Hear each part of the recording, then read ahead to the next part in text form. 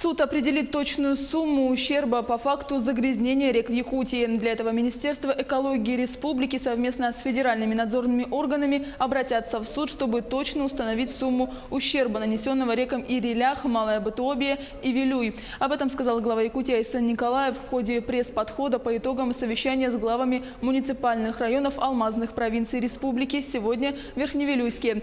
Глава Якутии также выразил уверенность в том, что совместно с Минэкологией, федеральным надзорным органом и руководством компании «Алроса» будет найден правильный правовой выход из сложившейся ситуации.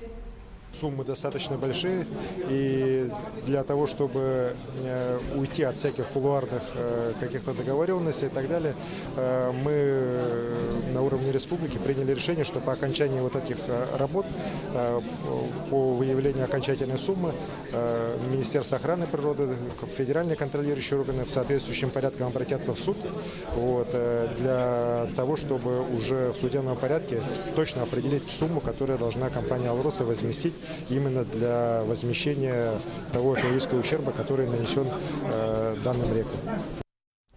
В свою очередь, президент «Алросы» Сергей Иванов отметил, что компания готова реагировать на решения, принятые по результатам проверок. Он сказал, что, как и недропользователи, компания несет ответственность за то, что даже аномальные ливневые потоки стали причиной прорыва дамб и загрязнения рек в регионе.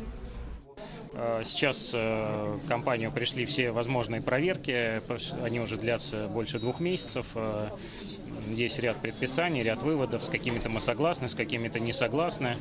Поэтому дальше, если мы являемся законопослушной компанией, если какой-то ущерб будет установлен, который нужно, наверное, очень внимательно оценивать, с учетом всех проб, которые были до размытия наших дамб, которые сейчас, фоновые пробы, то после всех этих мероприятий, подсчетов, если какие-то решения будут приняты, соответственно, мы будем на это реагировать.